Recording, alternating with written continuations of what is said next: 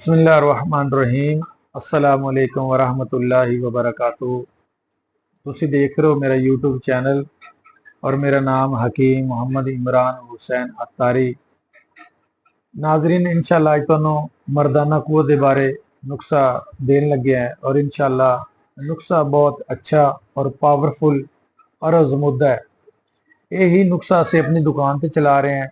अल्हम्दुलिल्लाह इहदे कोई शिकवा शिकायत नहीं। बहुत ही जबरदस्त, बहुत ही पावरफुल, बहुत ही ताकतवर नुस्खा है। तुसीं इंशाअल्लाह इहनू इस्तेमाल करोगे, इंशाअल्लाह तुहानू 3-4 खुराकों तो बाद तुहानू दसेगी।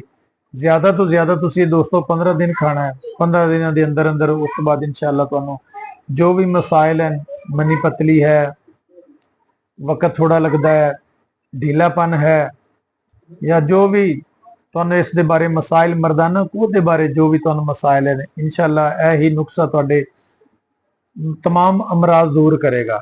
इंशाअल्लाह शहवत भी आवेगी, ताकत भी बढ़ेगी और तुहानू इस लज्जत भी आवेगी। इंशाअल्लाह टाइम भी बढ़ेगा, मनी भी गाड़ी होगी, सख्ती भी आवेगी। जो मैं नुस्खा देन लगा इहदे च नंबर 1 तुसी असल नुस्खा लेना है। 2 नंबर चीज नहीं लैनी।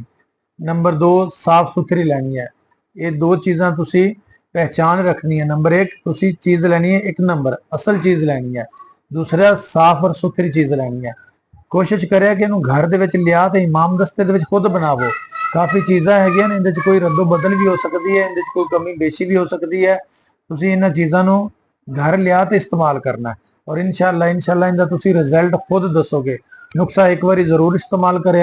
अल्लाह ने चाहा तो तुसीं खुद कहोगे कि वाकई ही बहुत अच्छा नुस्खा है। चीज़ां मैं अर्ज कर लग्या, तुसीं नोट करो। नंबर 1 मगज फंबा दाना। नंबर 2 जीरा सफेद। नंबर 3 मुसली सफेद इंडिया दी। नंबर 4 बीज बंद। नंबर 5 तुखम तुंगन। नंबर 4 गोकरू। नंबर 5 ताल मखाना, लाजवंती, बेई दाना, गूंद किकर, गूंद कतीरा, बलंगू, संघाड़े, इमली कलां। ये हम वजन लैनियां। तुसीं इहनू हम वजन लैते घर दे विच लिया ते इमाम दस्ते च कुटते इहनू रख लो।